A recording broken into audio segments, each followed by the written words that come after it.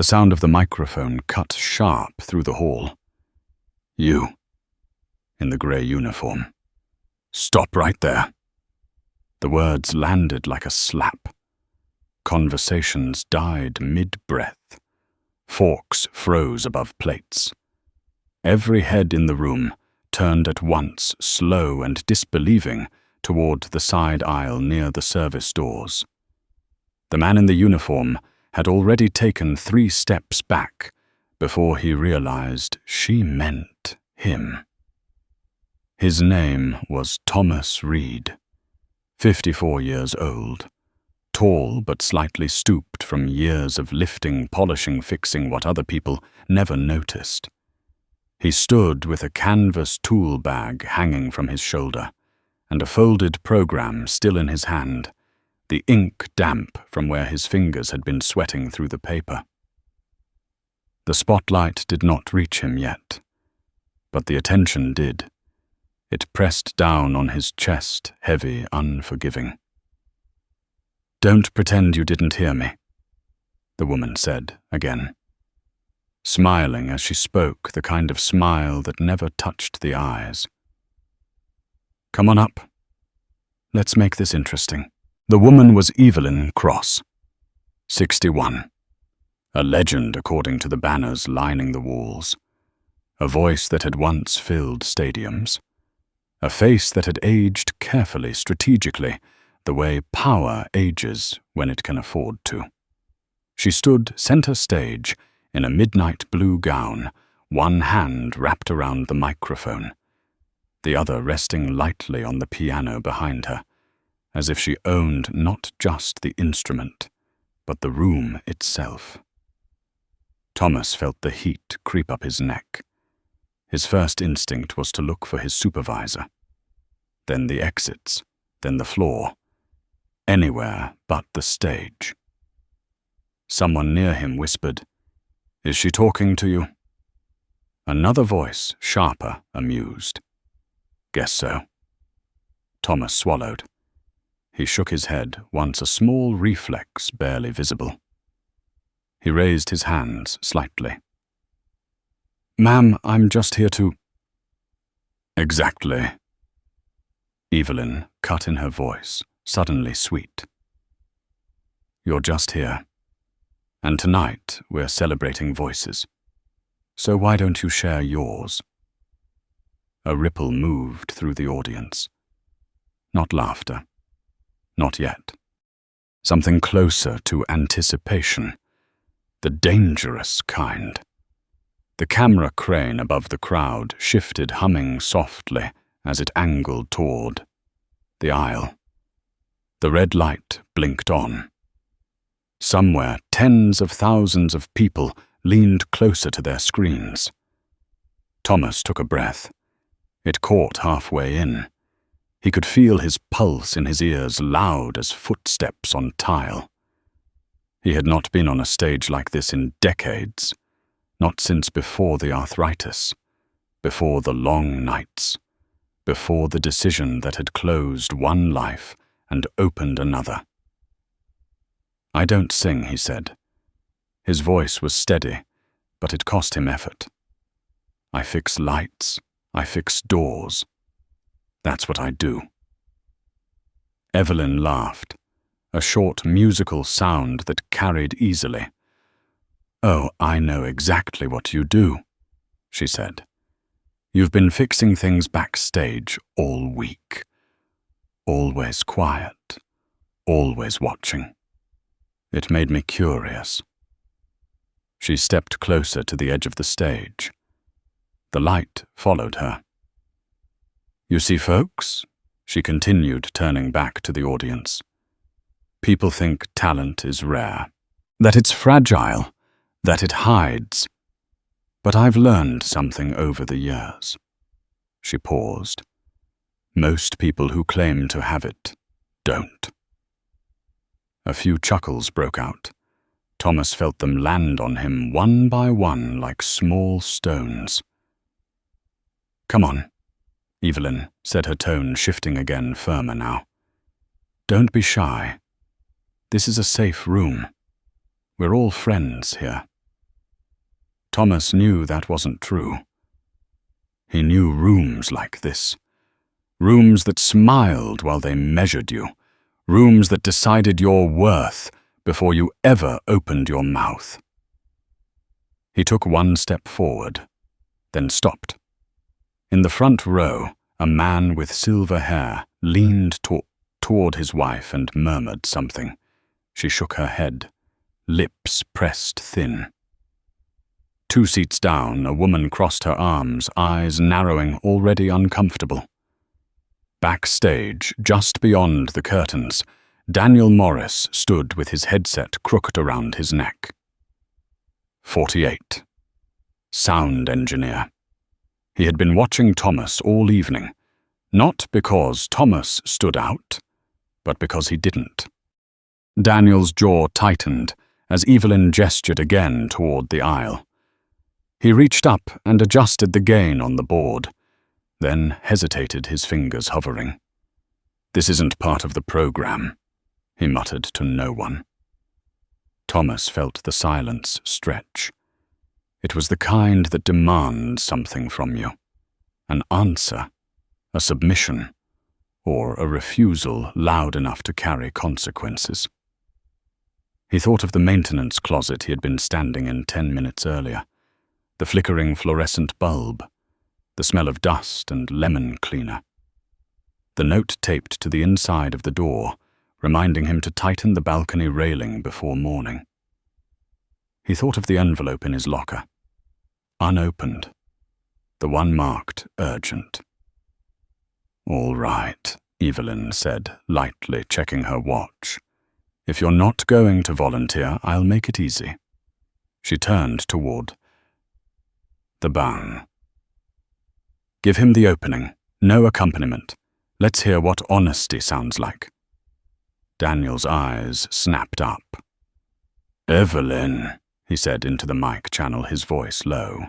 "We didn't do it," she replied without looking back. The pianist lifted his hands, uncertain, then let them fall to his lap. The hall went quiet. No music. No cover. The spotlight finally swung. It found Thomas. The light was blinding. He could not see the audience anymore, just shapes and shadows. He felt suddenly exposed, as if the uniform he wore had become transparent. His boots were scuffed. The logo on his chest was faded. His hands, broad and scarred, still smelled faintly of oil and metal. "Name?" Evelyn asked. "Thomas," he said. "Last name?" He hesitated. "Reed." "Thomas Reed," she repeated, tasting it. "All right, Mr. Reed. Surprise us." Something shifted inside him then. Not courage, not pride. Something quieter. He felt his shoulders settle the way they did when he finally lined up a stubborn hinge, when the door stopped squeaking and closed the way it was supposed to. He inhaled, slow, controlled. From the wings, Daniel watched him closely now. He noticed the way Thomas stood, feet planted, weight balanced. Not frozen. Ready. Evelyn leaned back against the piano, arms folded, her smile thin, expectant. Thomas opened his mouth, and for a fraction of a second before a single sound came out, the entire room leaned forward, held there by the same unspoken thought. What if she had misjudged him? What if the man they had already dismissed was about to remind them of something they had forgotten? The first note had not yet been sung, but the moment had already begun. The first note Thomas Reed released was not loud. It did not reach for the ceiling or try to impress anyone sitting under crystal chandeliers. It stayed low, steady, almost conversational, the way a man speaks when he is telling the truth to himself before he dares tell it to anyone else. A murmur rippled through the hall. Not applause, not laughter, but confusion. People shifted in their seats. Someone coughed. Evelyn Cross tilted her head, her smile tightening just a fraction, as if recalculating. Thomas kept his eyes closed, not because he was afraid of the room, but because he knew what looking would cost him. The sound came from somewhere deeper than his throat. It carried years in it. Long nights, missed chances, choices made quietly and paid for slowly. He sang like a man who had nothing left to prove and everything left to lose.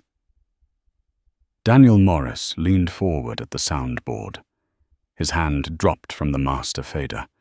The meters stayed calm, clean, real. He glanced at the backup track screen out of habit, then frowned. It was idle.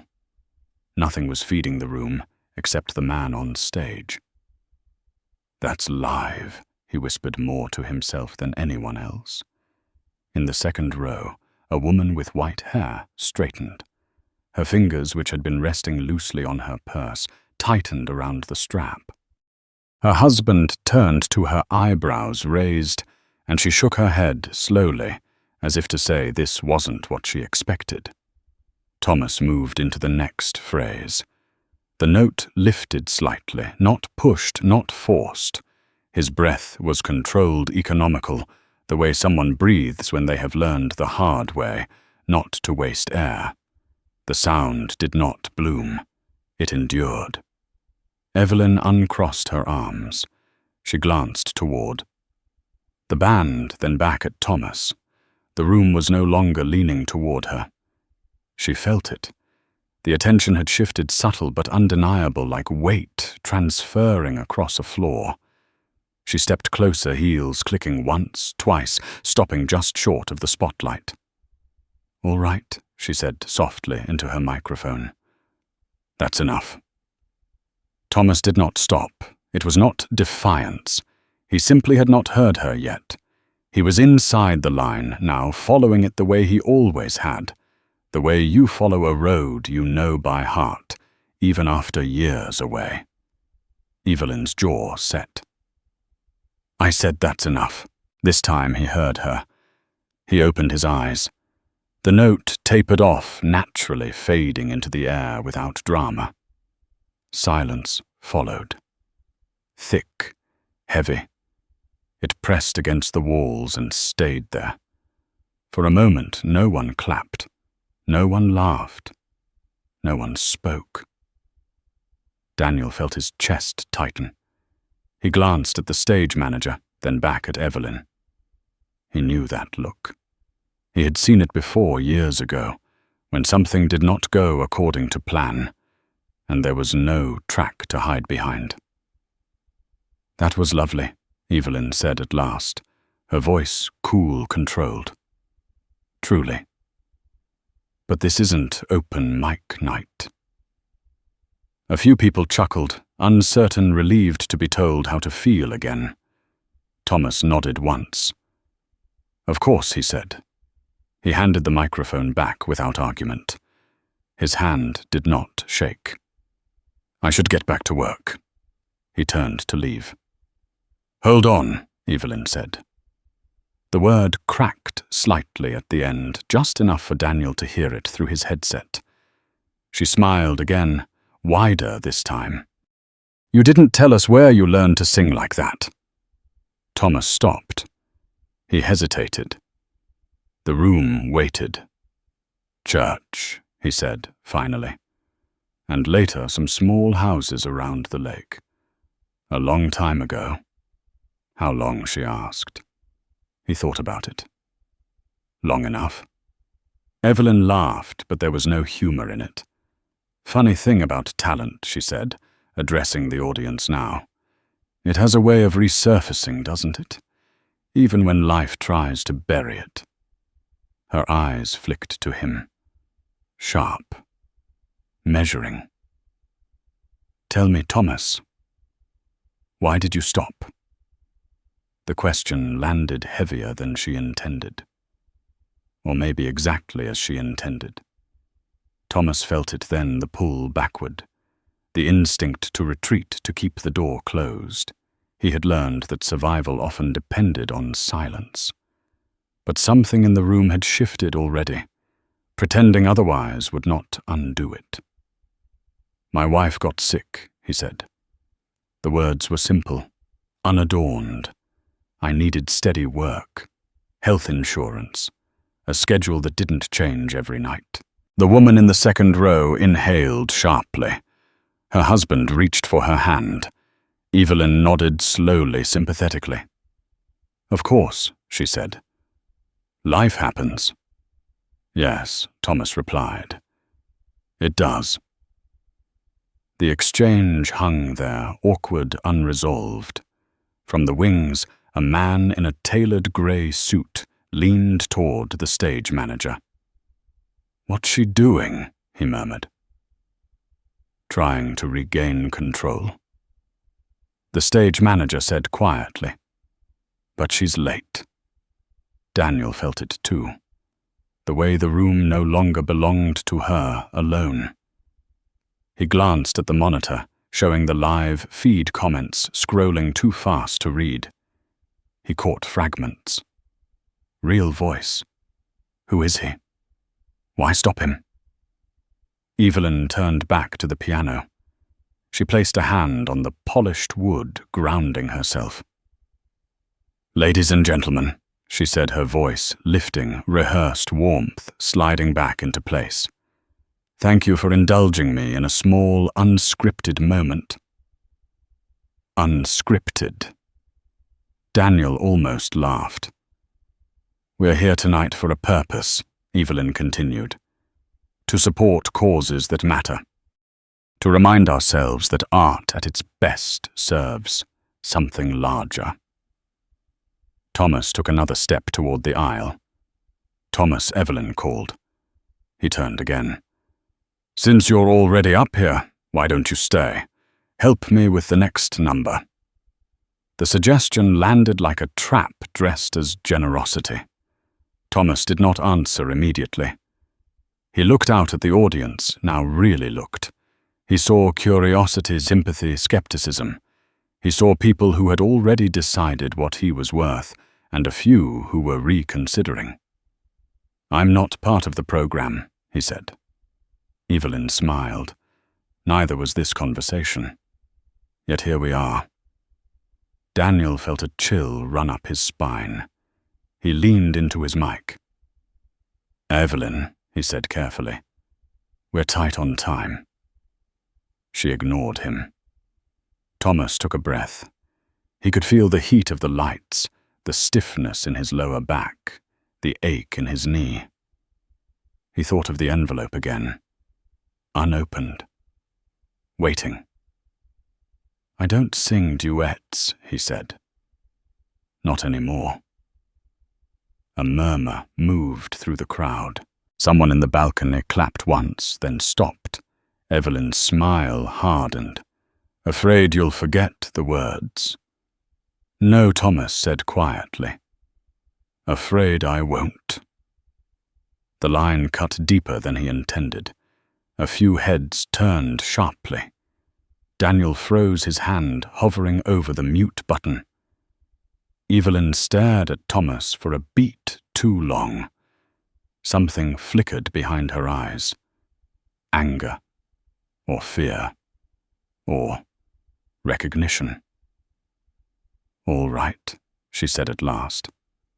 Go, before you miss your broom. Laughter this time louder, more confident. The room exhaled. Thomas nodded. He walked off the stage without looking back. The spotlight slid away from him as if relieved.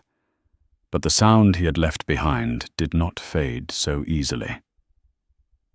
Backstage, Daniel pulled off his headset. His heart was racing. He watched Thomas pass the man's face, set his pace steady. At the service door, Thomas paused just long enough to glance at the schedule posted on the wall. His name was there, printed in small black letters, beside a list of maintenance tasks. Daniel made a decision he would later tell himself had already been made for him. "Hey," he called softly. Thomas turned. Daniel stepped closer, lowered his voice. "You didn't do anything wrong." Thomas studied him for a moment. "I know," he said. From the stage, Evelyn's voice rose again, filling the hall, flawless and strong. The program resumed. Applause followed on cue. But under it, beneath the music and the lights, something had cracked. Not enough to bring the ceiling down. Not yet. Just enough to let the truth breathe. Thomas Reed did not go back to the maintenance closet. He walked past it, past the row of lockers, past the humming ice machine that never quite shut off, and stopped at the far end of the service corridor, where the noise from the hall thinned into a dull vibration under the floor. He leaned his shoulder against the wall and let the cool plaster steady him. His hands were still calm. That surprised him more than anything else. The envelope waited in his locker. He stared at it for a long moment before opening it as if the paper itself might change its mind. Inside was a notice from the hospital, not urgent in tone, just precise, polite. The balance due. The date spelled out in full. No mercy in the spacing. He folded it once carefully and slid it back where it had been. Then he closed the locker and turned the key until it clicked. Behind him, footsteps approached. Slow, deliberate, not the rushed pace of a stagehand or the distracted shuffle of catering staff. He did not turn right away. "You surprised them, Daniel," Morris said. Thomas exhaled. "That wasn't my intention." Daniel stopped a few feet away. He looked different without the headset, older somehow. Less protected. It never is. From the hall, Evelyn Cross's voice carried through the walls, polished and strong, riding the swell of the orchestra. The applause followed on schedule. Daniel waited for it to crest before speaking again. "You should know," he said, "that wasn't part of anything she planned. I would have known." Thomas nodded. "I figured." Daniel hesitated, then lowered his voice. "She recognized you." That made Thomas turn, from where Daniel searched his face. "You really don't remember?" Thomas thought back. The long arc of years compressed into flashes. Rehearsal rooms, folding chairs, a piano bench with a broken leg, a woman with a voice like glass wrapped in velvet, struggling through a passage and laughing it off when no one pushed back. "We crossed paths," Thomas said slowly. "Once a long time ago." Daniel's jaw tightened. She remembers more than that. Before Thomas could respond, a man in a dark suit appeared at the end of the corridor. He did not belong to the crew. His shoes were too clean. His expression too neutral. "Mr. Reed," the man said. His voice carried authority without volume. "I'm looking for you." Thomas straightened. "I'm on break." The man smiled faintly. "This won't take long." Daniel glanced between them. "He's working," he said. "So am I," the man replied. He turned back to Thomas. "My name is Victor Hale. I represent Miss Cross." The name landed with weight. Thomas felt it settle in his chest, not as fear, but as confirmation. "What can I do for you?" Thomas asked. Victor gestured down the corridor. Somewhere quieter. Thomas looked at Daniel. Daniel gave a small shake of his head. "Don't. I'm fine here," Thomas said. Victor's smile did not change. "Very well." He lowered his voice. "Ms. Cross prefers that tonight remain what it was intended to be. A celebration." And Thomas asked, "And unscheduled moments can confuse people." Victor continued, "They create narratives that distract from the mission." Thomas folded his arms. "I sang a few lines, that's all." Victor nodded. "Exactly. And people noticed. Which means we need to be clear about what it was." Daniel felt his pulse quicken. "What are you implying?" Victor glanced at him, then back at Thomas. "That... Reed was invited up as a courtesy, that he declined to continue, that nothing else occurred." Thomas held his gaze. "I didn't agree to any of that." Victor's eyes hardened just slightly. "You don't need to agree. You need to refrain." The word hung there. Refrain. Not speak. Not remember out loud. "I haven't said anything," Thomas replied. Victor smiled again. "We'd like to keep it that way." From the hall came another wave of applause, louder this time, something triumphant in it. Evelyn had reached a familiar peak, one she knew how to sell. Daniel shook his head. "You're threatening him." "No," Victor said calmly. "I'm protecting everyone involved." Thomas felt a flicker then. "Not anger, resolve." "My family's involved," he said. "And they weren't invited." Victor studied him more closely now. "Family is precisely why I'm here." He reached into his jacket and withdrew a card, sliding it into Thomas's hand. "If any reporters approach you tonight, refer them to me. If anyone asks questions, you say you are honored, a little overwhelmed and grateful for the opportunity." Thomas looked down at the card. The lettering was embossed. Expensive. Final. "And if I don't?" he asked. Victor's smile thinned. "Then people may ask questions you don't want to answer. About your past. About why you left music. About things that don't photograph well." Daniel stepped forward. "That's enough." Victor turned to him. "Careful." Daniel didn't back down. "He's not your problem." Victor glanced back at Thomas. "He will be if he chooses to make himself one." He stepped away, already disengaging. "Enjoy the rest of the evening, Mr. Reed." He disappeared into the crowd as smoothly as he had arrived. The corridor felt colder after he left. Daniel blew out a breath. "I'm sorry," he said.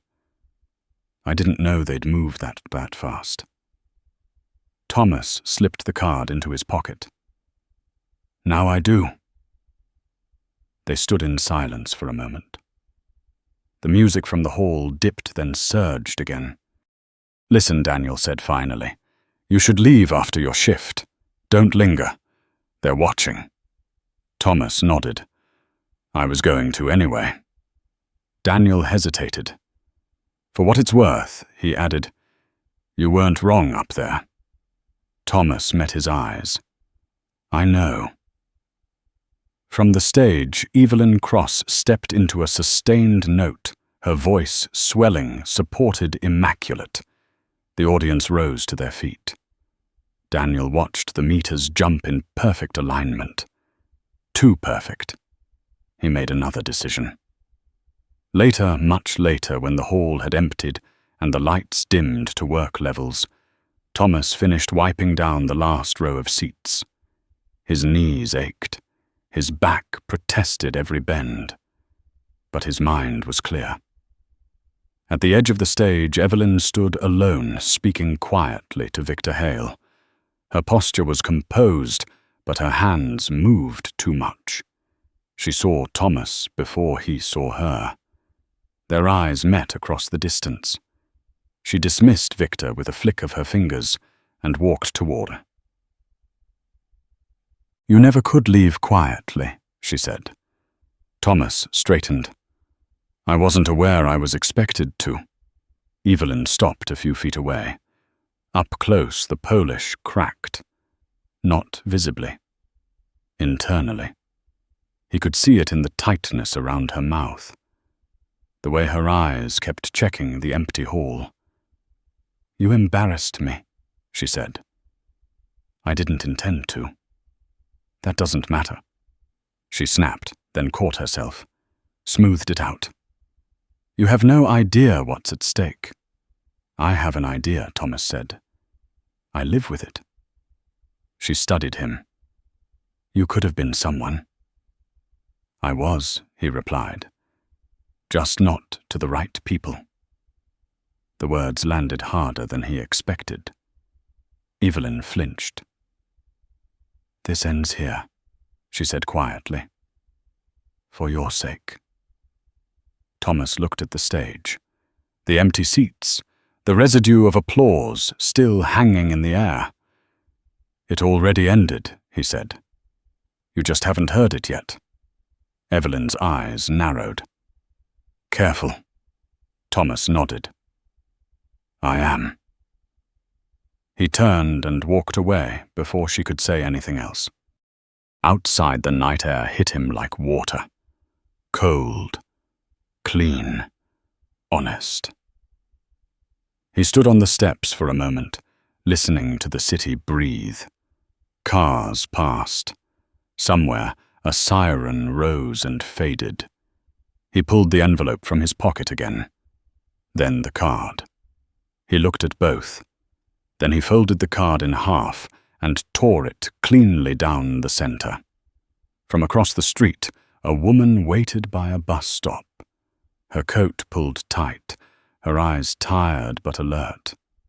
She recognized him. He saw it in the way she straightened, the way hope flickered and vanished just as quickly. "Were you the man who sang?" she asked softly.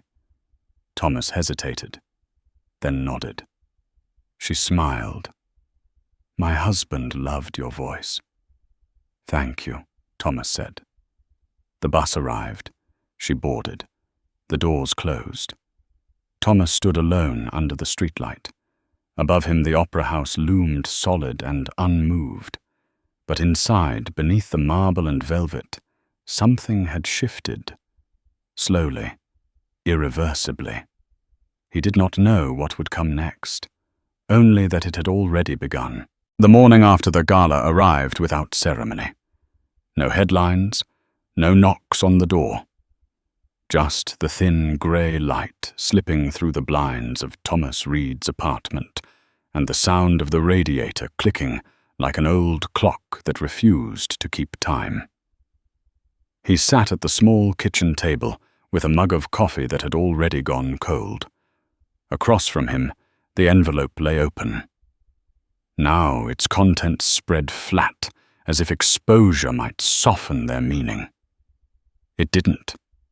The hospital notice was exact, clinical.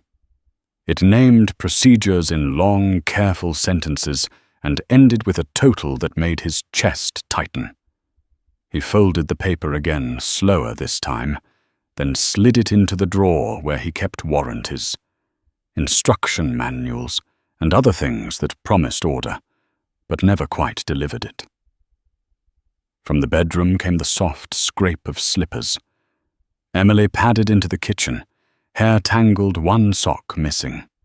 10 years old and too perceptive for her age.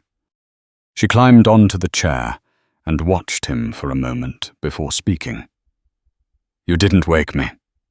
Thomas forced a smile. "You needed the sleep." She studied his face. "You were on TV." He nodded once.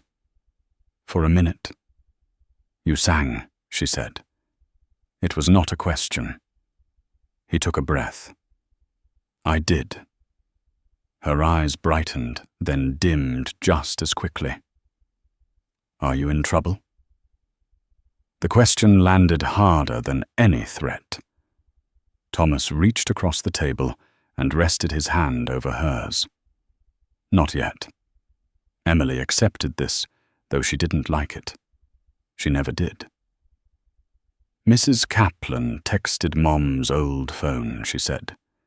She said, "People are talking." Thomas closed his eyes briefly. So it had started. At the Opera House, Daniel Morris arrived early. Earlier than he had in years. The building felt different in daylight, less forgiving. He moved through the control room, powering on screens, scanning logs. Everything from the previous night was still there, archived and waiting. The live feed, the ambient mics, the isolated vocal channel that had never been meant to be isolated. He hovered over the keyboard, then stopped. His phone buzzed on the console. A message from an unknown number. Simple. Do not access last night's recordings without authorization.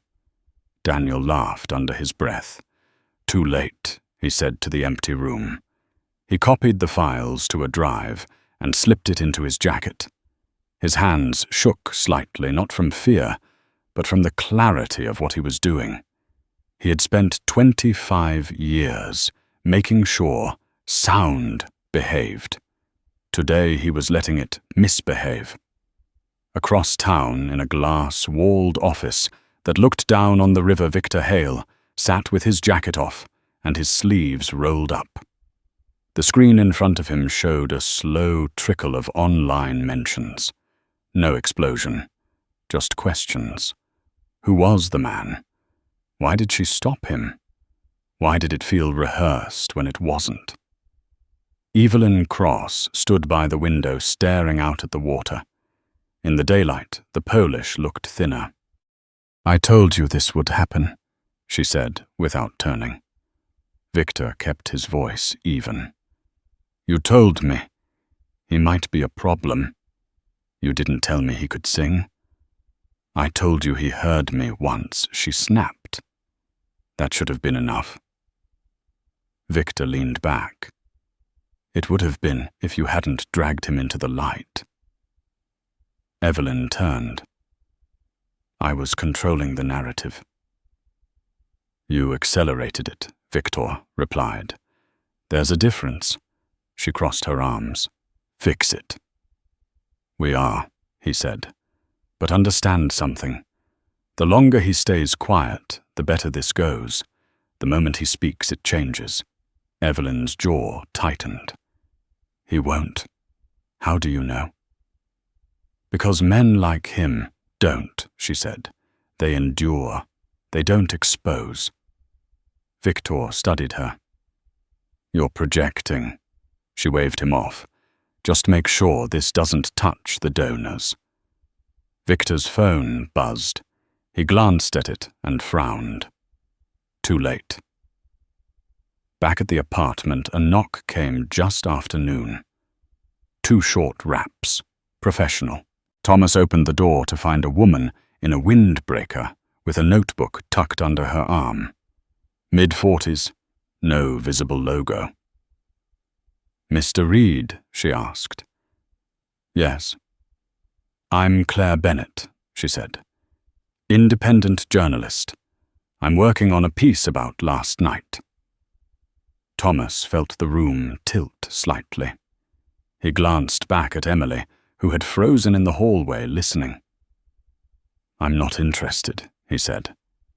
Claire nodded. That's fair. She didn't move.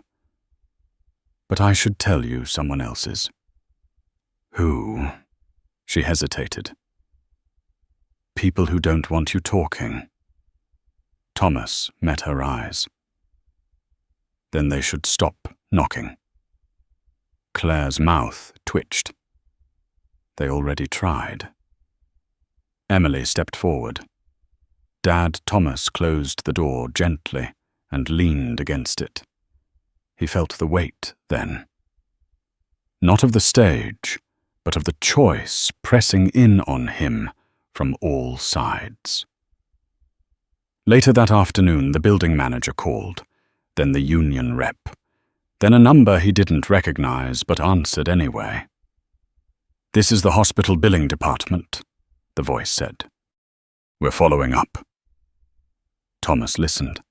He took notes. He thanked her. He hung up and sat very still. By evening, the comments online had shifted. Less curiosity. More speculation.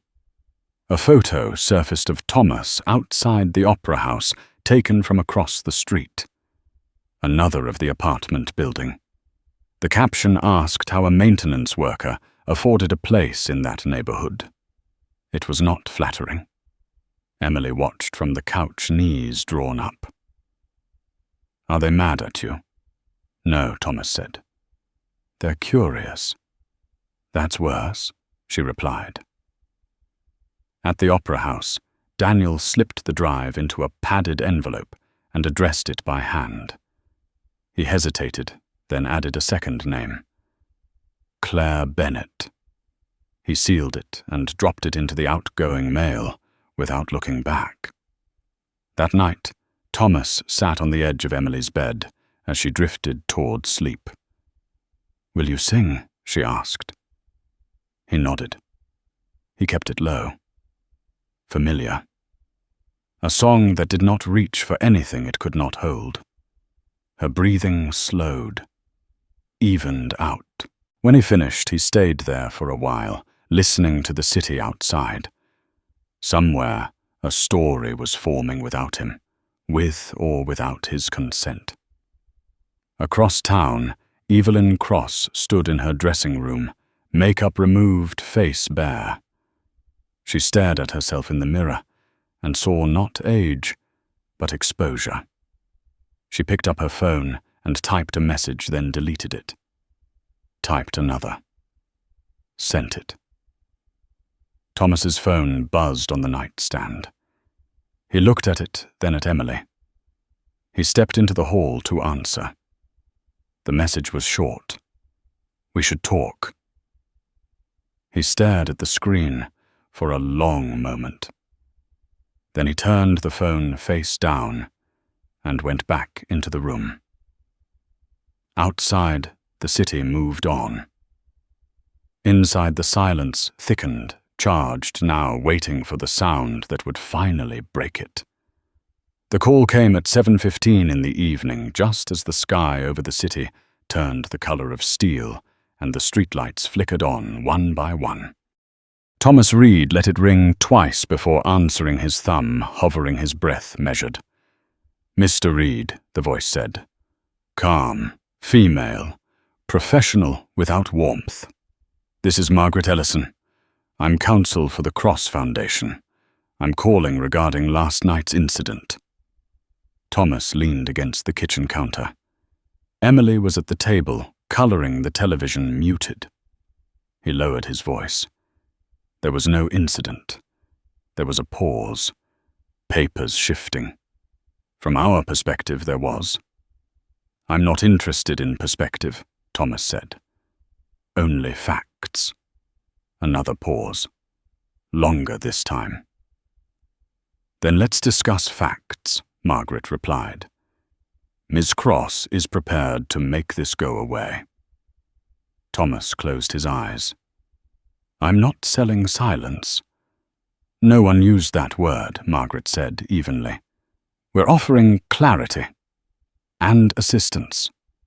Thomas pictured the envelope in the drawer. The numbers printed clean and exact. He felt the pull. He did not answer. "We understand you have family considerations," Margaret continued. "Medical expenses, scheduling concerns, things that can be addressed." Emily looked up. Thomas turned slightly away from her. "This conversation is over. It doesn't have to be," Margaret said. "But it will move forward either way." Thomas ended the call. Across town, Daniel Morris sat in his car outside a brick building that had not been renovated since the 70s. He checked the address again, then the time. 7:20. He had debated this all day, replaying the moment in the corridor, the look in Thomas's eyes, the tone Victor Hale used when he said, "Refrain." Daniel climbed out and walked up the steps. He knocked once, waited, knocked again. Claire Bennett opened the door. She studied him for half a second before stepping aside. "You're early." "I didn't want to talk myself out of it," Daniel said. He held up the padded envelope. "I have something you should hear."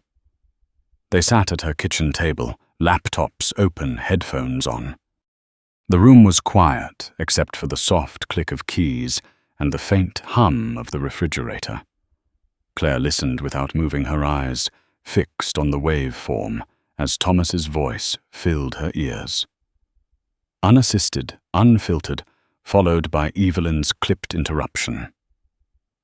"That's clean," she said finally.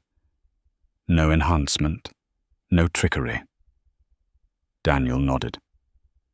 "I've been doing this a long time." Claire leaned back. "This doesn't make him a star." "No," Daniel said. "It makes him honest." "That's more dangerous," she replied. At Thomas's apartment, the knock came just after 8. Not the sharp, professional raps from earlier. Softer. Tentative. Thomas opened the door to find the woman from the bus stop. She held a paper bag in both hands. "I hope this isn't strange," she said. "I live downstairs. I made soup." Thomas hesitated, then stepped aside. "Thank you." She glanced at Emily, smiled gently. "I heard your dad sing," she said. "My husband would have loved that." Emily's shoulders relaxed a little. "He sings when it's quiet," she said. The woman nodded. "Those are the best times."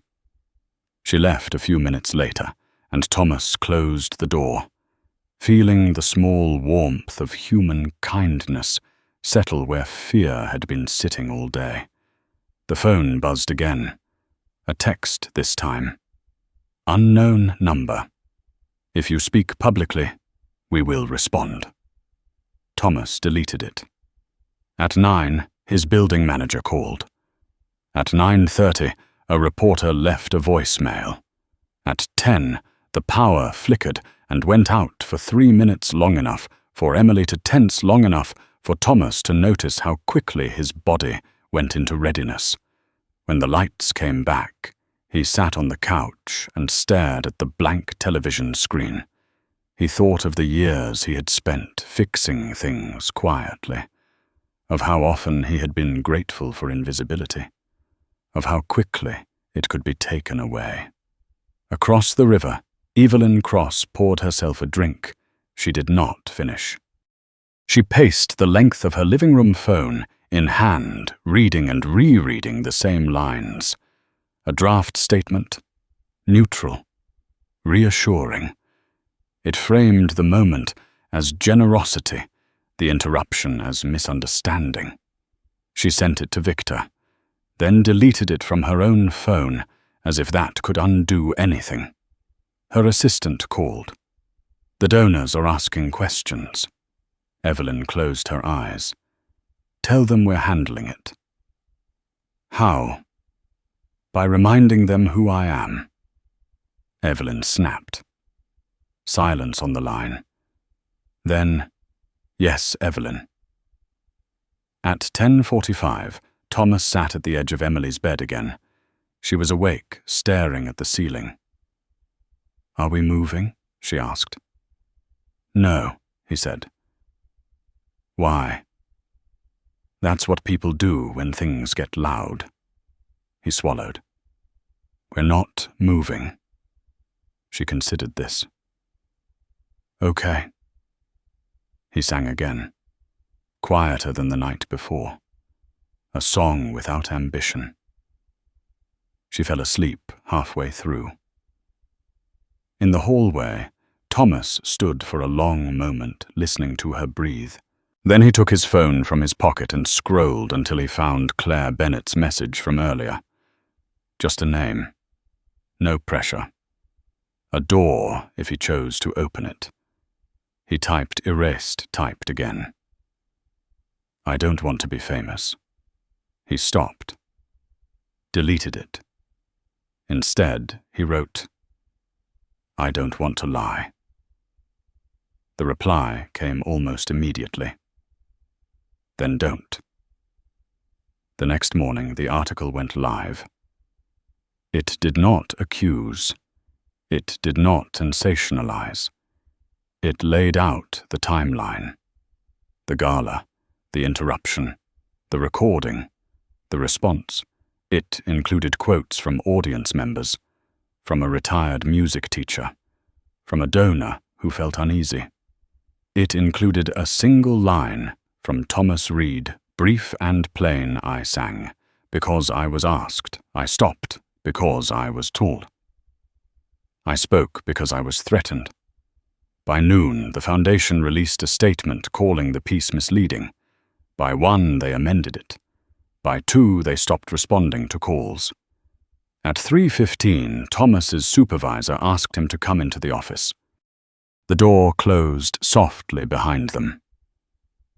"I like you," the supervisor said. "This isn't about performance." "I understand," Thomas replied. "We're getting calls, I figured." The supervisor folded his hands. "We're going to put you on leave for a bit. Paid, for everyone's sake." Thomas nodded. "Thank you." On the walk home, the city felt different, not hostile, aware.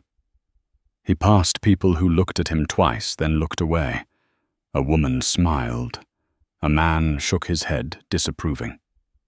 At home, Emily ran to Goo.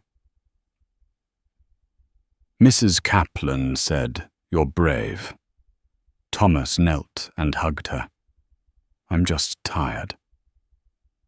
That evening, Daniel watched the news in his living room, volume low.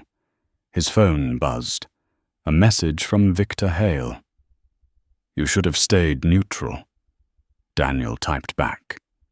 "Neutral is a choice." Across town, Evelyn Cross stood in a darkened rehearsal space, staring at the piano. She placed her hands on the keys, played a passage, stopped, played it again, stopped again. For the first time in years, there was no track waiting to save her. At the same hour, Thomas Reid sat at his kitchen table, the drawer open, the hospital notice beside the soup bowl now empty. He picked up the paper, then set it down. He opened a new document on his phone. He did not know how this would end. He only knew it had already crossed a line he could not uncross, and that for better or worse, he was done pretending it hadn't. The hearing was scheduled for 9 in the morning, but Thomas Reid arrived before 8, sitting on a hard wooden bench outside a windowless room on the 4th floor of a municipal building that smelled faintly of bleach and old paper. He had worn his only dress shirt, pressed carefully the night before, and a jacket borrowed from a neighbor whose shoulders were broader than his. It fit well enough if he did not move too much. Inside the room, voices rose and fell. Legal language, controlled tones, the machinery of consequence warming up. Daniel Morris arrived 10 minutes later, breathless, jacket unbuttoned, eyes alert. He sat beside Thomas without speaking. They did not shake hands. They did not need to. A shared glance did the work. Across the hall, Margaret Ellison stood with 2 associates' tablets in hand, expressions neutral. She noticed Thomas immediately. Her eyes flicked to Daniel, then away. She did not approach. The clerk opened the door and called the case number. Thomas rose slowly. His knee protested. He ignored it. The room was smaller than he expected. No jury. No audience. Just a long table, a raised desk, a judge whose glasses rested low on his nose, and the quiet hum of an aging ventilation system.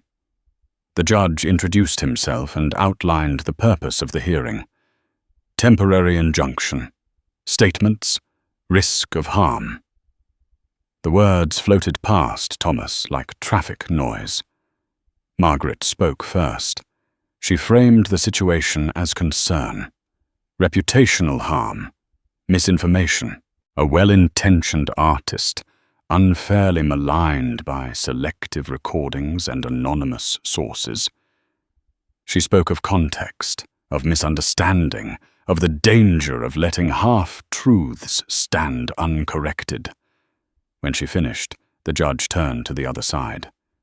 "Mr. Reed," he said, not unkindly. "Do you have counsel?" Thomas stood. "No, Your Honor."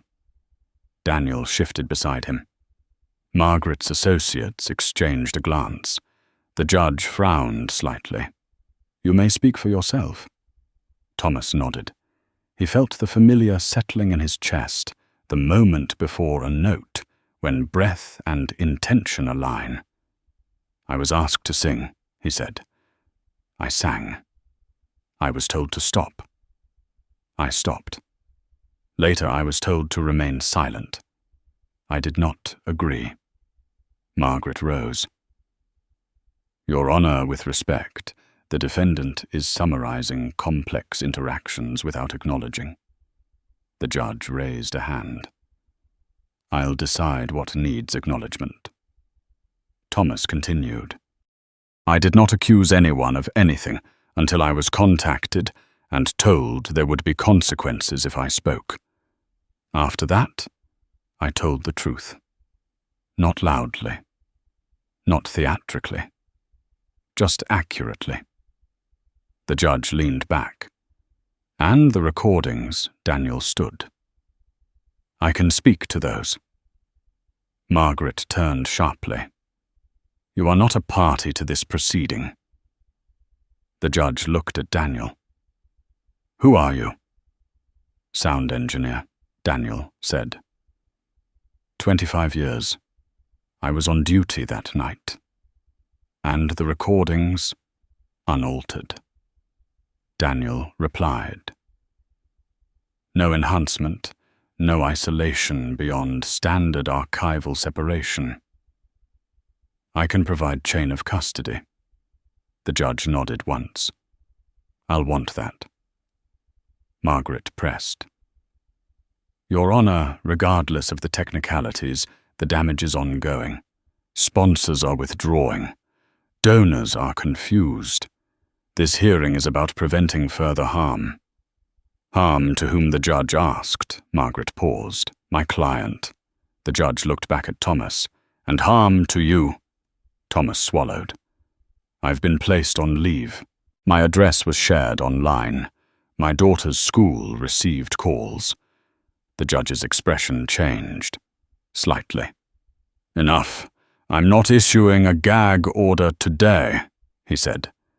"This court does not preemptively silence speech absent clear and immediate danger. I will review the recordings and filings. Until then, both parties are advised to refrain from public escalation." Margaret opened her mouth. The judge's gavel tapped once. "Advised," he repeated. "Not ordered." Outside the hallway felt brighter.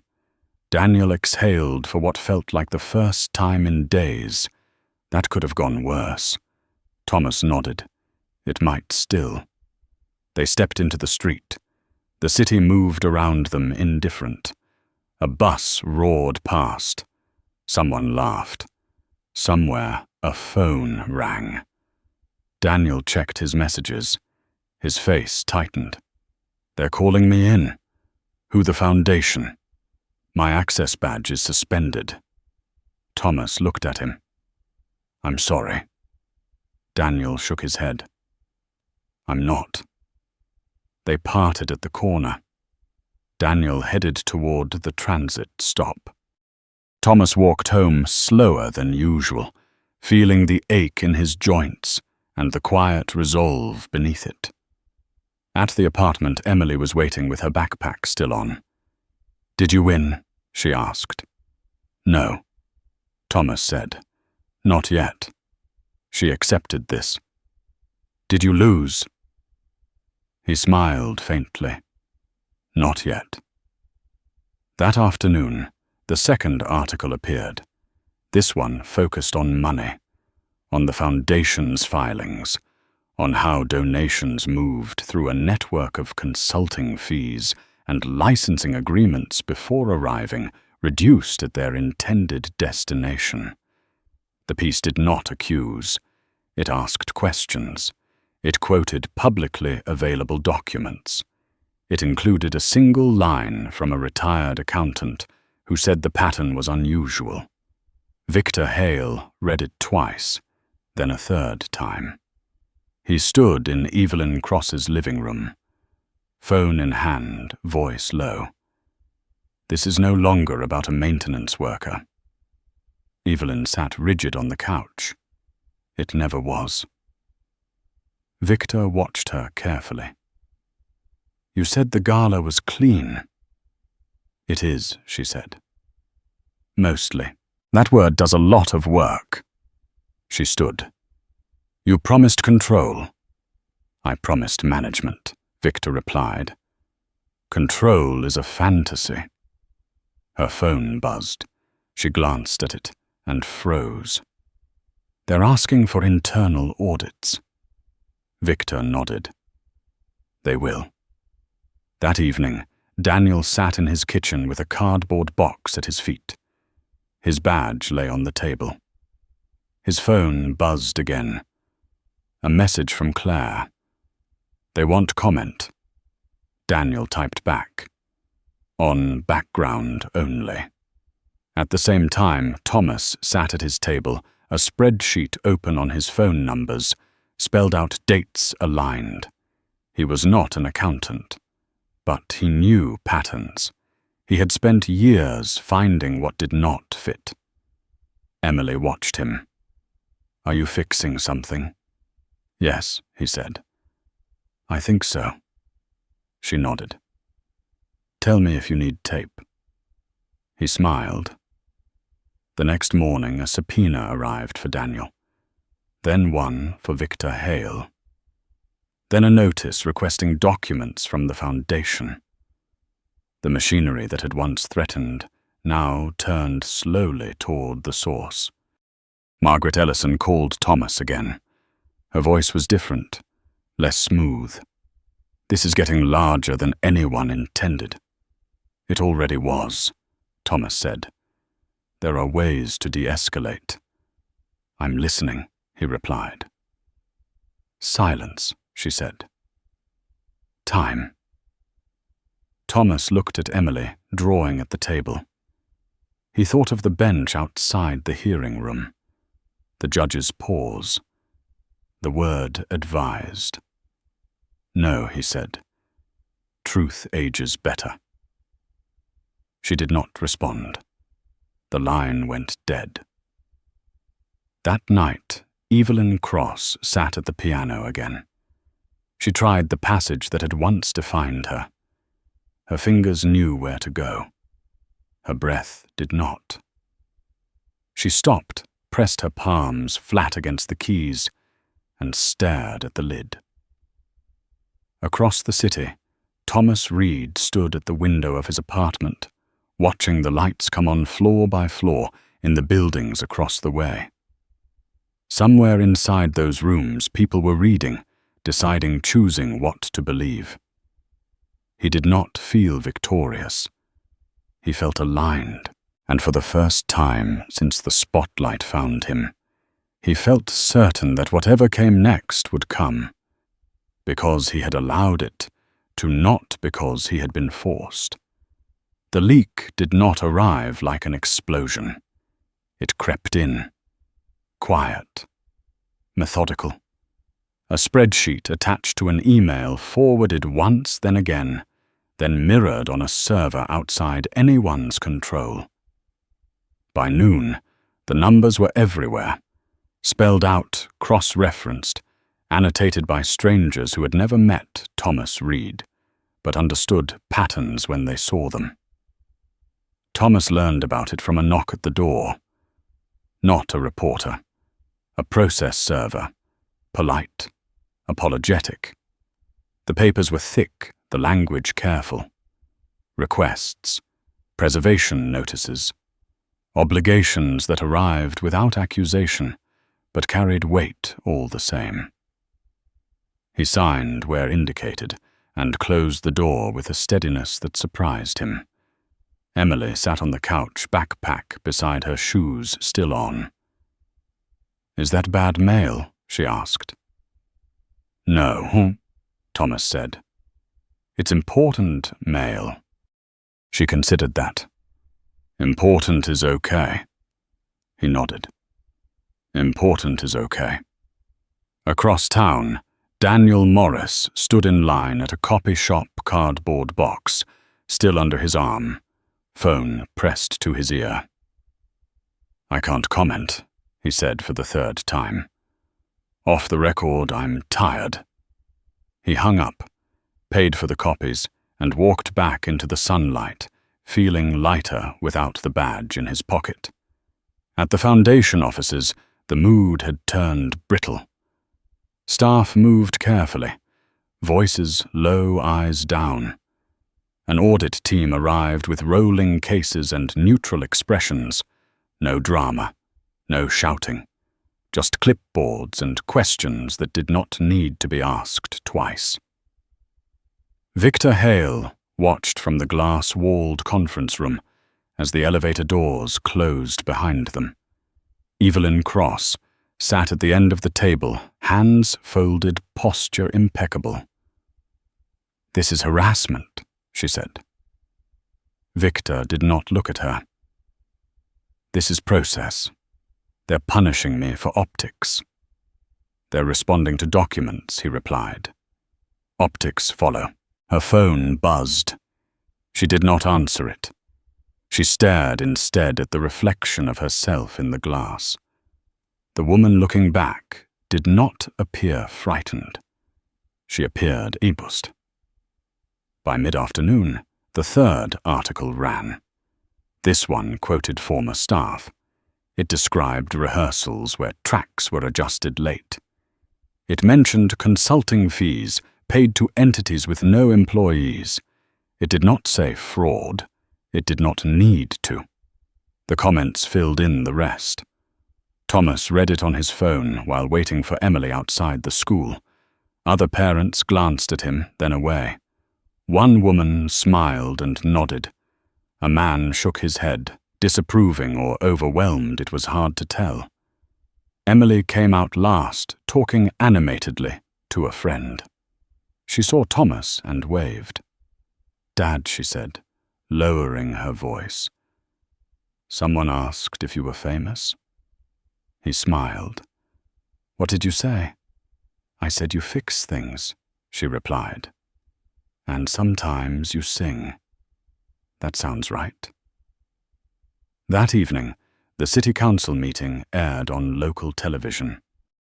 A short segment. Public comment. A retired teacher spoke about transparency. A nurse talked about trust. Thomas watched from the couch, Emily beside him, her head resting against his arm. The words were calm, reasonable. They landed anyway. The phone rang, a number he recognized now. Margaret Ellison. "I'm calling to inform you," she said, "that the Foundation is suspending all public-facing events pending review." "Okay," Thomas replied. "And Ms. Cross will not be performing publicly for the foreseeable future." Thomas waited. "Is there a question?" "Yes," Margaret said. "What do you want?" He thought about the envelope, the drawer, the night the lights went out, the woman at the bus stop, the judge's pause. "I want you to stop," he said. "Stop threatening people for telling the truth." There was a silence. "That's not a demand you can enforce." "No," Thomas agreed. "It's a request you can honor." Margaret ended the call without saying goodbye. Across the river, Evelyn Cross sat alone in a rehearsal studio with the lights dimmed. She placed her phone face down on the piano and closed her eyes. The room held the faint smell of dust and felt. She tried the passage again, quietly, just for herself. It failed where it always failed. She stopped, not angry now, just tired. Her assistant knocked softly. "Evelyn," she said. "The board wants a statement." Evelyn did not open her eyes. "Tell them I'll write it." "What should it say?" Evelyn hesitated. "That I'm listening." The assistant nodded uncertain. She left. That night, a small rally gathered outside the municipal building. Nothing organized. Candles, handwritten signs, support for transparency, for donors, for artists. Someone sang. Not well, loudly. The sound echoed off stone. Daniel watched from across the street. He did not join. He did not leave. At home, Thomas opened the drawer and took out the hospital notice. He set it beside his phone and opened a blank message. He typed slowly. "We need to talk about timelines." He sent it to the number for billing he had saved. He added another line. "Please." Emily watched him. "Is that about me?" "Yes," he said.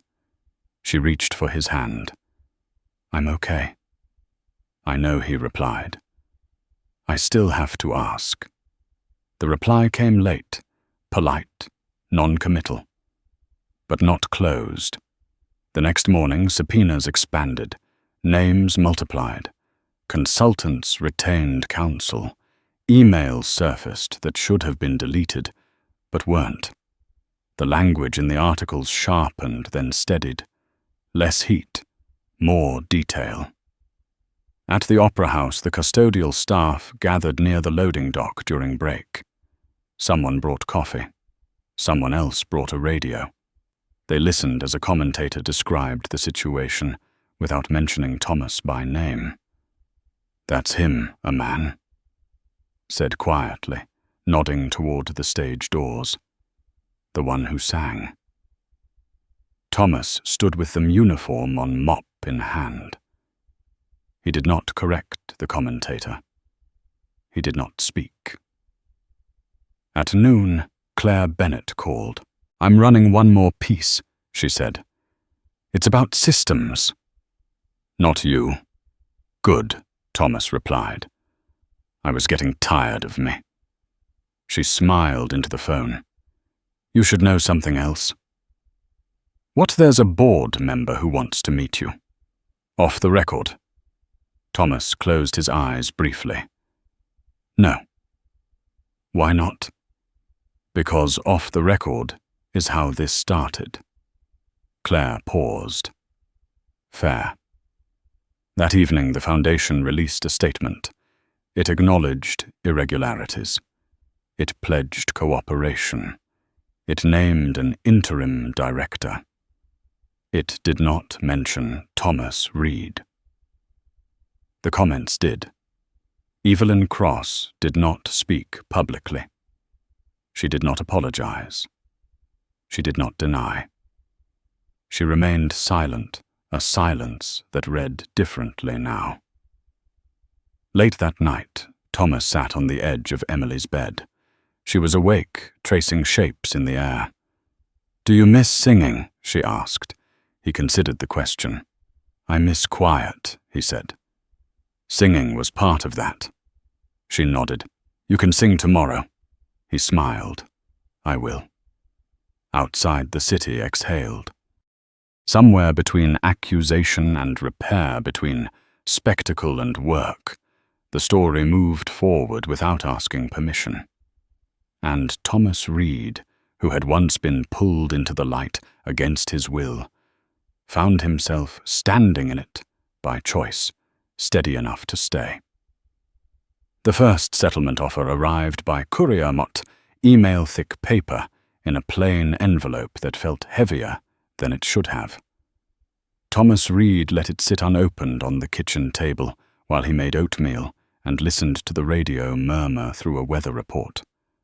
Emily ate slowly, watching his face more than her bowl. "Is that one of the important papers?" she asked.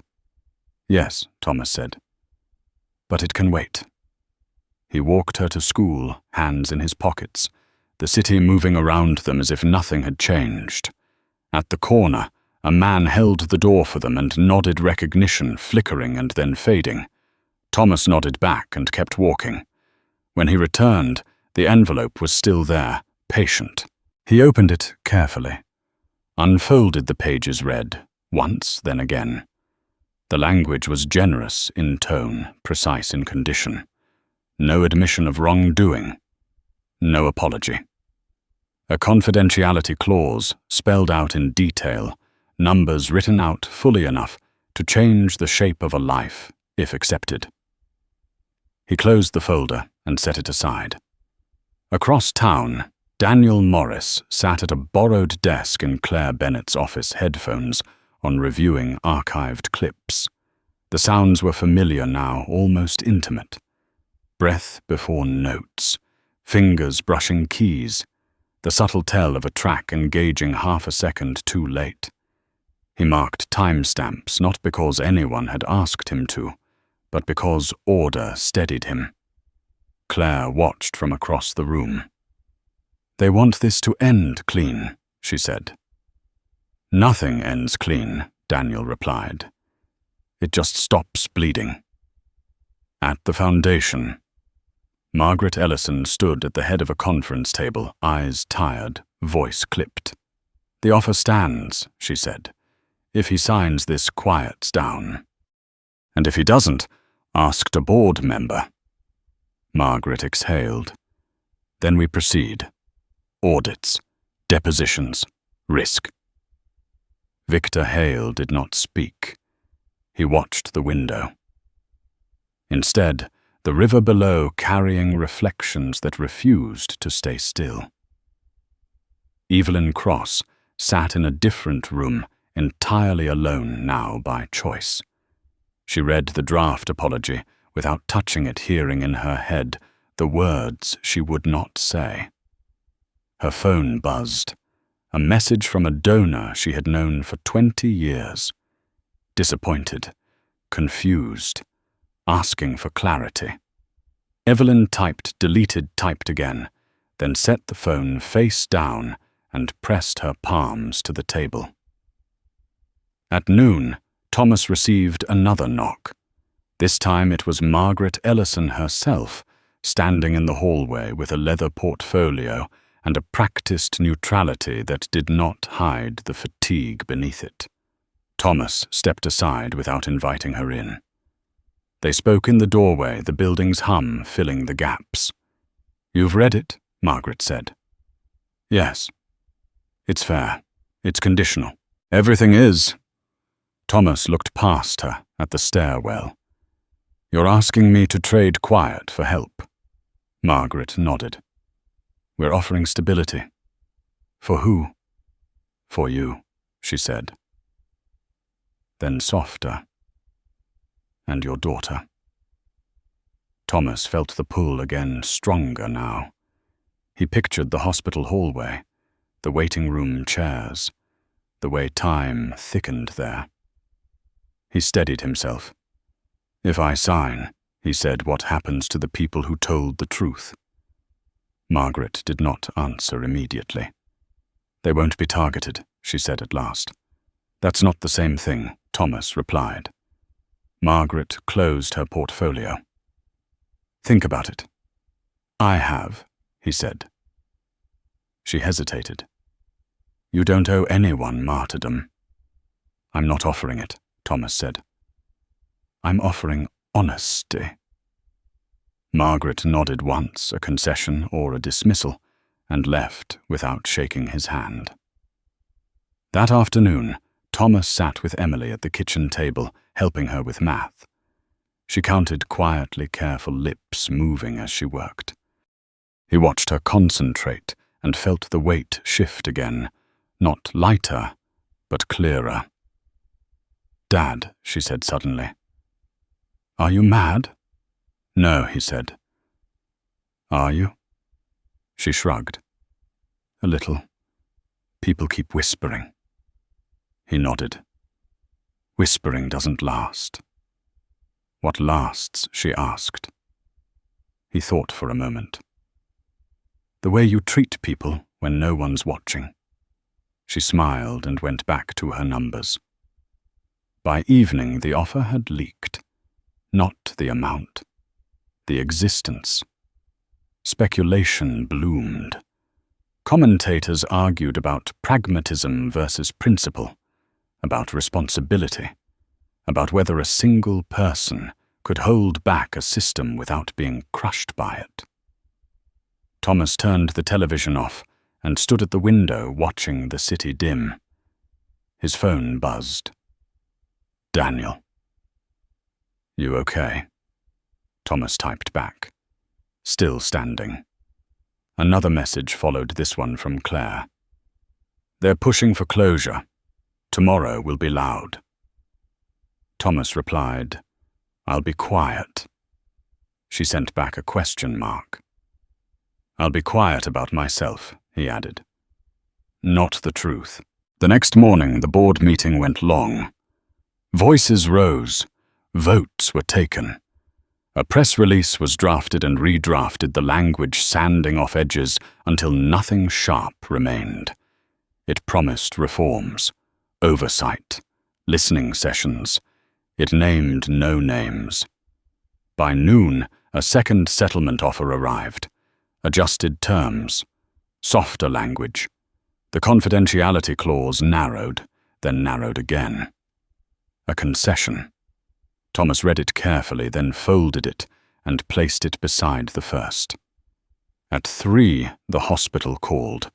Not billing this time. A coordinator. Scheduling. Options. Words like provisional and contingent and pending approval. Thomas listened, asked questions, wrote everything down. He thanked her and hung up his hand, trembling only slightly. Daniel called that evening voice tight. They're asking me to testify, when Thomas asked. Soon, are you ready? Daniel laughed once without humor. I've been ready since the night she told you to stop. That night, Evelyn Cross stood in the darkened opera house. The seats empty, the stage lit only by a single work lamp. She walked to the piano and sat. No microphone. No audience. She placed her hands on the keys and played softly, choosing notes that did not betray her, avoiding the passage that had undone her. The sound filled the space anyway, thin but present. Back at the apartment, Thomas took the offers and placed them in a drawer. He opened another drawer and took out the hospital notice. He placed it on top. He did not tear anything up. Before bed, Emily asked him to sing. He did low and steady a song that did not reach. When he finished, she looked at him seriously. You didn't take the money, she said. No, he replied. Will we be okay? He met her gaze. We will do what's right, he said. Then we will see. She accepted that the way children sometimes accept what adults struggle to carry. She fell asleep with his hand still on her back. Later alone, Thomas sat at the table and opened his phone. He began to write. Not a statement, not a rebuttal, a timeline. Dates, conversations, words used, words avoided. He saved it without sending. Outside the city continued its work. Inside the pressure gathered not as fear, but as choice. The next day would ask for it. The deposition was scheduled for 10 in the morning, but Thomas Reed woke before dawn, lying still as the city outside his window shifted from black to grey. He did not rehearse answers. He did not pace. He made coffee-packed Emily's lunch and walked her to the corner as usual, the rhythm of ordinary tasks anchoring him to something solid. "Good luck," she said, not looking worried, just certain. "Thank you," he replied, meaning more than she knew. The conference room was too cold, the table too long, bottled water lined up like props. Daniel Morris sat 3 chairs down, jacket off sleeves, rolled eyes steady. Margaret Ellison was already there with 2 associates and a court reporter, arranging equipment with mechanical calm. Victor Hale arrived last, nodded once to everyone, and took a seat without greeting. They swore Thomas in. The words felt ceremonial, old as stone. He raised his right hand, lowered it, and waited. Margaret began gently. Dates, times, who called whom. She kept her voice level, her phrasing careful.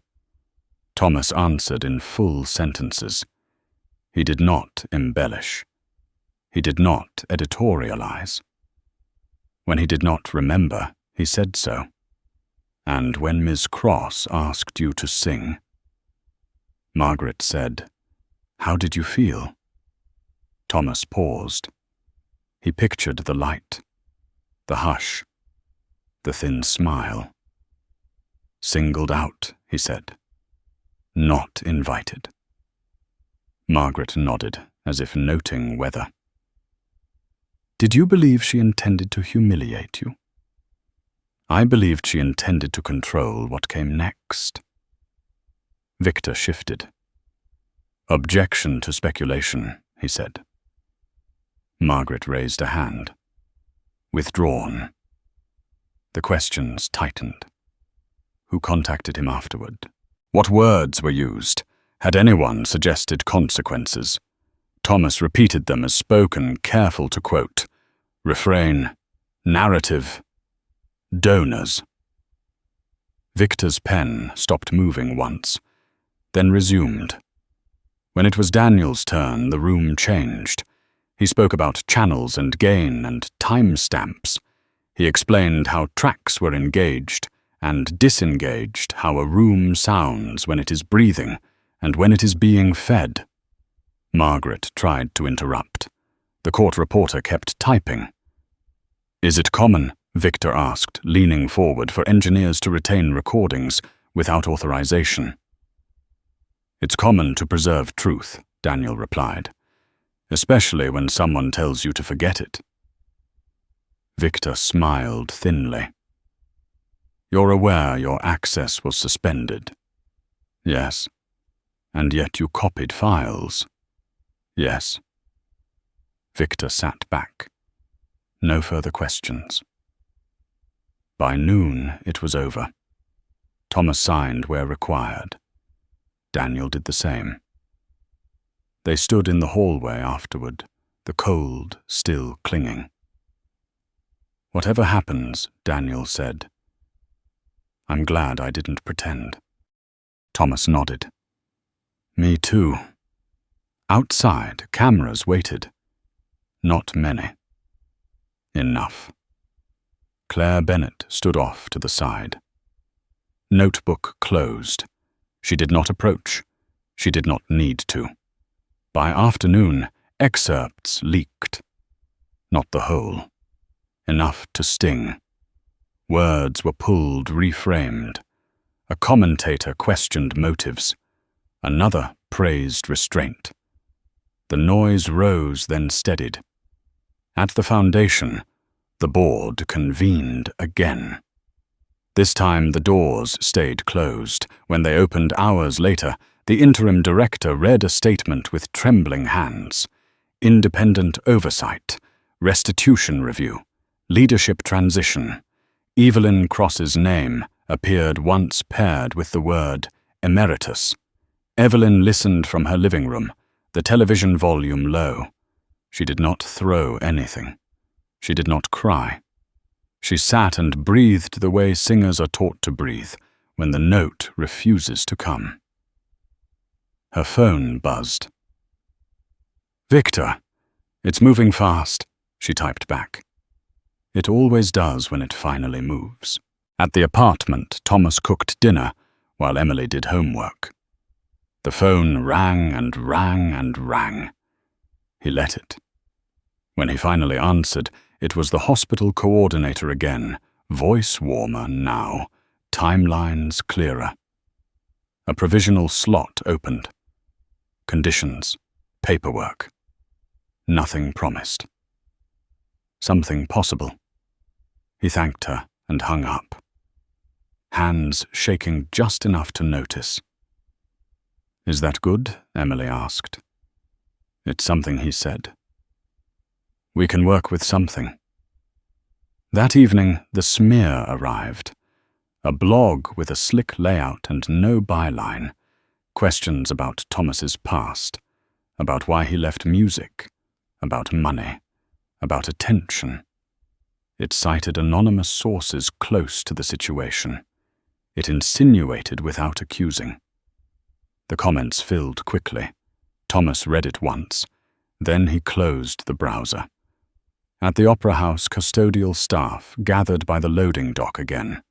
A radio played softly. Someone cursed under their breath. Someone else shrugged. "That's how it goes," a man said. They pushed back. Thomas stood among them, quiet. He did not defend himself. He did not explain. At 9, Claire called. "They're trying to muddy it." "I expected that," Thomas said. "You don't want to respond. Not like that. What do you want to do?" He looked at the spreadsheet he had built, the timeline on his phone, the words he had saved and not sent. "I want to be precise," he said. "I want to be boring." Claire smiled into the silence. "Boring wins." The next morning, Daniel received notice of formal termination. He framed it and leaned it against the wall, a joke only he would understand. He packed the last of his things and sent one final email to the internal list. It contained no accusations, just a reminder about archival policy and a link to best practices. He hit send and felt lighter. By midday, a donor withdrew publicly. Then another. A third followed with a letter about trust. The foundation's statement was amended again. Words like review became audit. Listening became accountability. Thomas walked to the school to pick up Emily. A woman stopped him on the sidewalk. I read everything she said. "My brother sings." "Thank you." He nodded. "You're welcome." At home, the second smear attempted traction and failed. The comments turned. Screenshots appeared. Receipts. The noise shifted again. That night, Thomas sang to Emily the same song as always. He kept it low. When he finished, she looked at him seriously. "You were brave today," she said. He smiled. "So were you." Later alone, he opened the document on his phone and added one more line to the timeline. He saved it, then sent it to Claire. No commentary. Just facts. Across town, Evelyn Cross stood in the darkened opera house again, the stage bare. She walked to the center, where the light had found Thomas first, and stood there without singing. The silence held. It did not applaud. By midnight, the story had settled into its next shape. Not resolved, but aligned. The truth was not louder. It was clearer. Thomas Reed went to bed, knowing that whatever came next would not be easy, and that ease had never been the measure anyway. The ruling came down on a Thursday afternoon, delivered in a voice that did not rise or fall, a voice that had learned to carry weight without showing it. The injunction was denied. The request to silence was rejected. The record would stand.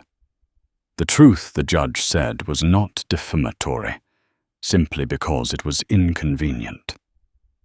Thomas Reed listened from the back of the courtroom jacket, folded over his arm, hands resting loosely at his sides. He did not smile. He did not close his eyes. He let the words land and pass through him, like air finally finding a clear path. Outside the steps were crowded but calm. No shouting, no pushing. Cameras clicked, then lowered. Claire Bennett stood to one side, notebook closed, watching faces instead of lenses.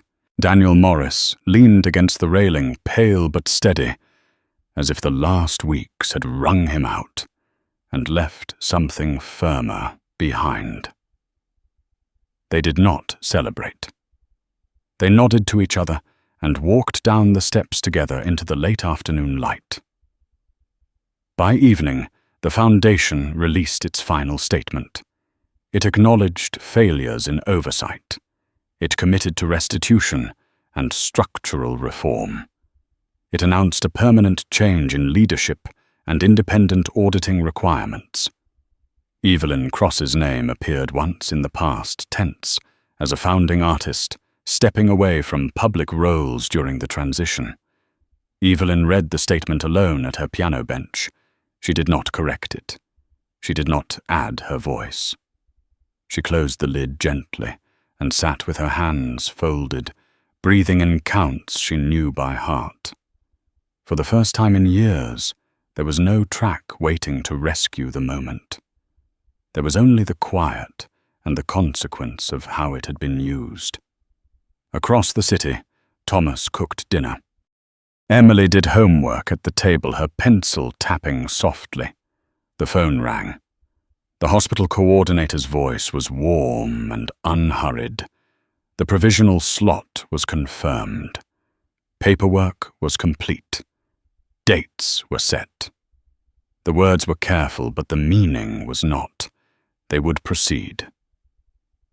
Thomas thanked her and hung up his breath, leaving him in a single controlled release. He sat down slowly, hands on his knees, letting the weight shift from dread to responsibility. Emily looked up and saw it in his face before he spoke. "It's time," he said. She nodded once the way she did when something mattered. "Okay." The surgery took 8 hours. The waiting room smelled like coffee and antiseptic, the clock louder than it should have been. Thomas sat and stood and sat again. He did not pace. He watched the doors and breathed the way he had taught himself to breathe when everything else tried to rush. Daniel came by in the early hours with a paper cup and a quiet presence. Claire texted updates from the outside world, then stopped. There were moments when the noise fell away, completely replaced by the simple act of waiting. When the doors finally opened, the doctor's face was tired and kind. The words were plain: successful, stable, monitoring. Thomas felt his knees weaken and let himself sit, the sound of it echoing like a drumbeat in the room. Emily woke later with a dry mouth and a small, certain smile. Thomas sat beside her and sang softly, not for anyone else, not for proof or memory, but because it was the most honest way he knew to say he was there. The nurse paused at the doorway and did not interrupt. Weeks passed. The audits continued. Restitution was announced. Donors returned with conditions. Some did not. The system adjusted slowly and publicly, as systems only do when watched. Daniel found work teaching sound engineering at a community college, explaining to students how truth sounds when it is not being helped. He framed nothing else. Claire published a final piece about accountability that mentioned Thomas once, briefly, without drama. The comments were quieter now, steadier. Evelyn Cross did not return to the stage. She taught a seminar on performance ethics at a small conservatory and insisted on open syllabi and transparent credits. She never sang the passage that had undone her. She did not need to. On a mild evening the following spring, the Opera House reopened under new leadership. The banners were different. The donors' wall included notes about oversight. The crowd filed in with a different posture, less dazzled, more attentive. Thomas arrived early, not to perform, but to help set chairs with the custodial crew. He wore the same grey uniform, the logo still faded. When the house manager offered him a seat in the balcony, he shook his head and finished his work first. Later, when the lights dimmed, he stood at the back with Emily, her hand in his. The program moved forward without spectacle. When a singer took the stage and sang without assistance, the room listened in a new way, alert to breath and effort, and the human margin that makes honesty visible. Afterward, a woman stopped Thomas near the exit. "My father worked maintenance," she said. "He taught me to listen." Thomas nodded. He did important work. That night at home, Emily asked him to sing. He did low and steady, the same song as always. When he finished, he felt something loosen and settle into place, not a return to anything lost, but an arrival. The city outside went on with its noise and patience. The story did not. It moved as stories do, into the hands of those who decide what to do next with what they know. If this story meant something to you, tap, like, subscribe to keep these stories coming, and comment 3 words. Tell the truth.